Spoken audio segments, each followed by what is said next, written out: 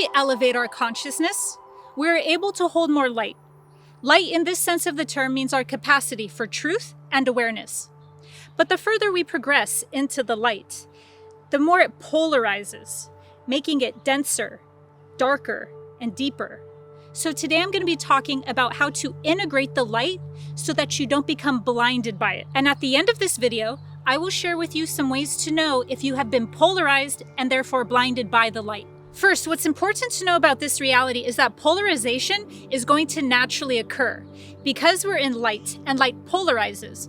So what that means is that for every person who you are attracted to, you will be repelled by another, or any person who's attracted to you is going to have another person naturally become repelled. So for every action, there's going to be an equal and opposite reaction. There's going to be an equal amount of repulsion and attraction.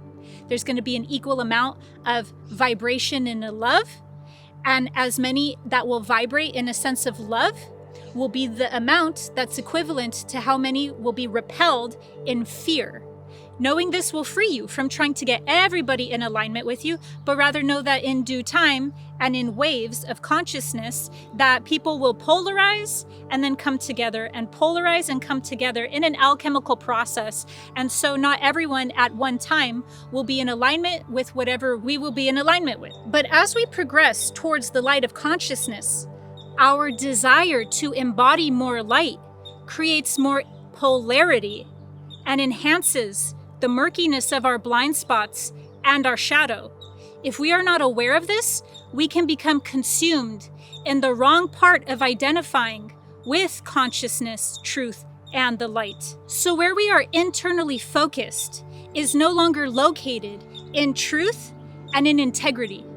Instead, our location has shifted to the desire to align with light. That opens the doorway for the ego to come in, dressed as availing itself as though it is the light, and availing itself as though it is unconditional love and enlightenment, when in reality, it's located now in the desire for light.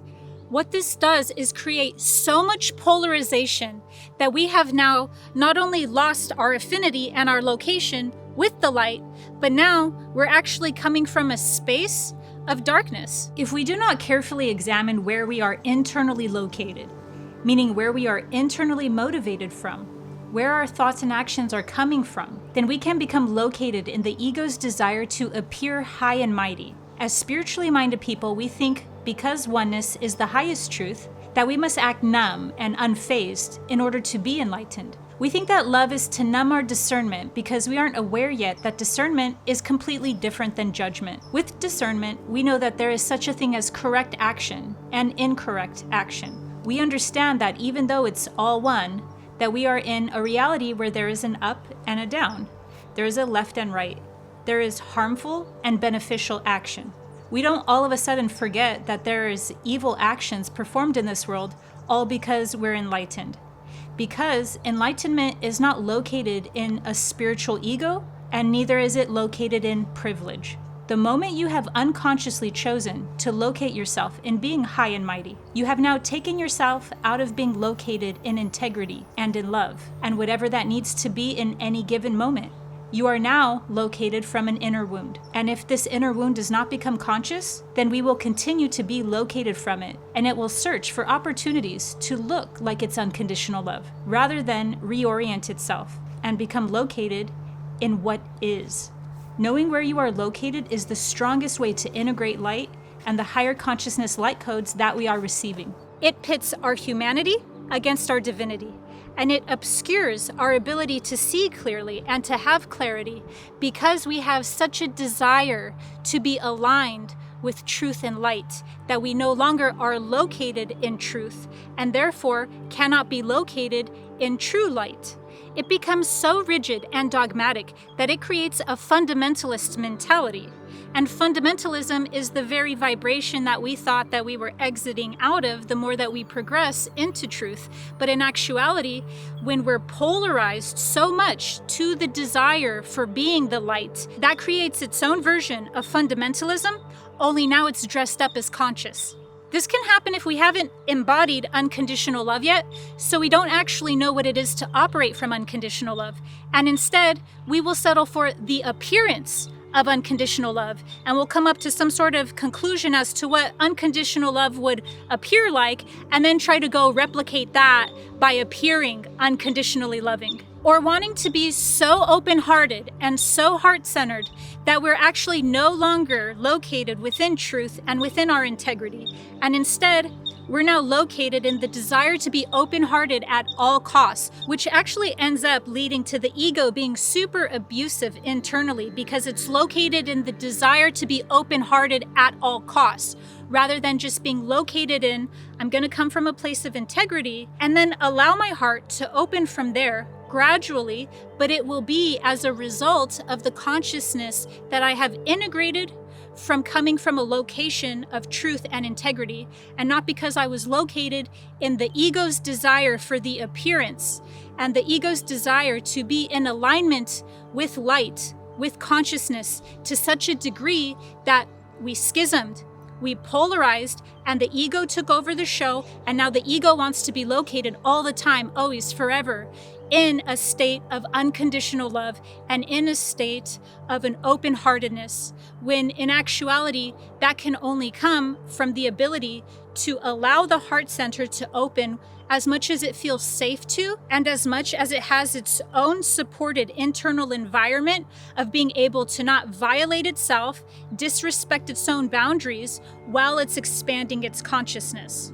So you could see just from this one example how where you are located is so important, because that's going to be how you're able to integrate more consciousness, truth, and light, versus where you're going to be blinded by the light and therefore disseminate, scatter. You're going to polarize and just call it all enlightenment. You're going to call it all consciousness. But in reality, you become so fragmented because you had a stronger desire for the appearance. And even if you're not coming from a place where you strongly desire the appearance, where you're located is in the ego, and the ego will take whatever it needs, even if it's internal abuse, external abuse, whatever it needs to get to that end result, versus coming from a place of integrity. When you're located within integrity, you now can become a conduit for universal consciousness, which makes you a clearer channel. So, if you would like me to make a separate video specifically talking about how to channel and the blocks to look out for and what to do to enhance your clarity and ability to channel, let me know in the comments and I will make a video explaining channeling further in depth. Unconditional love, an open heart center, is a natural byproduct of enlightenment. But that doesn't mean that it's going to always look exactly like whatever we think unconditional love or enlightenment would appear as. And that's because enlightenment doesn't actually give a shit about appearing enlightened. And that's because the ego, the one that oscillates between being located within fear and appearance, or fear and love, or fear and sometimes truth, has already been fully dissolved. It has integrated within the light of its own awareness. And by doing so, now you only have what's left is the personality. The personality is the attributes of our soul. So it's not that once we become enlightened, that now we are positively passive or passively accepting of all of the dissonance in the world that's creating so much suffering, but rather now we are useful. Unconditional love is one of the fruits. It's one of the byproducts of enlightenment, but it's not concerned with being aligned with the light. It's not concerned with appearing good. That's how it can be unconditional in the first place. It doesn't have conditions on how it needs to appear. It doesn't have conditions on how it needs to act. It doesn't have conditions of the other person. It only serves in its domain and its sphere of influence from which that it serves. If the true light from which enlightenment comes from knows that it is one with all, and knows that it's experiencing the level of reality of oneness, that every version of itself is played out in the characters around it. But yet, it's still not in a mentality of solipsism. It understands that these other streams of itself, these other versions of themselves, are real in and of themselves, and all have their own lives and their own journey, and that we are all within reality, affecting reality, then unconditional love knows that whatever that version of ourselves need is how we can best serve. That's not always going to appear good, and unconditional love doesn't care. So the further that we progress into the light, we will polarize, and that polarization will occur to where one polarity will become more pious. They'll become more oriented towards looking as though they are in a passively positive or a very righteous place, and that's the way that their ego is best being able to maintain itself. And then the other form of that polarization will be the ego maintaining itself through a fundamentalism, where we become blinded by our own belief systems and then become calcified, and that locates us no longer in integrity, that locates us in paranoia. You could almost look at this as physics. The more that we're traveling into the light, the more pressure there is on the ego. And so the ego's dissolving, and as it's dissolving, it's actually polarizing. So it's creating a lot of chaos with the pressure that's being placed on the ego from consciousness. And that can fragment into us being paranoid, having us desire to only identify with good because we're so close. We're so close to the light. So we become a reaching version of ourselves. So we actually start to embody more shadow because we start dropping off identifying with any aspects of ourselves that don't align with whatever we desire to align with. So if enlightenment is the integration of the ego to the point that it dissolves into the personality of the soul, the unique expression embodied of the one universal heart, then at this level of awakening, that would make the shadow, the denial of the personality, and the denial of the ego to the degree that it has fragmented, it has become polarized, and only wants to become oriented, only wants to identify with the light, making it a false light, and not very useful to the universe either. One of the biggest ways that this polarization occurs is through our humanity and our divinity. We don't believe that humanity is divinity, and by doing so, this locates us in paranoia. When we're located in paranoia, we get spiritual amnesia. And spiritual amnesia is one of the ways that keeps us in the false light, that fragmentation between divinity and humanity, rather than what you would call the true light that the byproduct of enlightenment is from. Now, fear is always going to play a part in our journey because the exalted role of fear is to relay important information to us. So fear is a part of our intuition. Why would we want to stop the transmission of information that we need to know? But once we awaken into enlightenment, we are no longer located within fear. It's not where we are motivated from. We are motivated from our heart's intelligence. Another way that we can polarize is by desiring to hold the light to such a degree that we become calcified, rigid, and blind to any type of flexibility, to any type of nuance, or thinking, or ability to reason beyond our own belief systems and beyond our own perception. This creates dogma that becomes militant in its approach. Although righteousness is and of itself is not a bad thing, this type of militant righteousness has a different flavor to it. It has an inflammation to it that is the byproduct of the ego being in a frenzy of wanting to appear good and appear in the light and appear correct. So not only is it experienced as militant, it's also experienced as methinks she doth protest too much. And this is all because, once again, we are not located within our integrity. You could think of integrity as what we know as the middle way. It's where we're not consumed by the darkness or blinded by the light.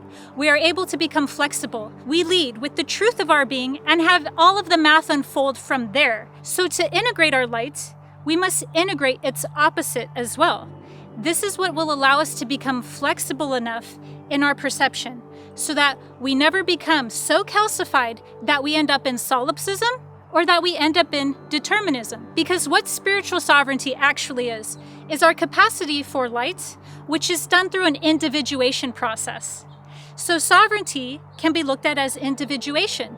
And when we go through an individuation process, what we're doing is integrating the ego rather than deny the ego. And then accepting that the totality of the self is the soul, and that the soul inherently has its own unique expression that we know as the personality. And the personality is the individuation of oneness or enlightenment. The avatar and the ambassador in a unique expression of the one universal heart.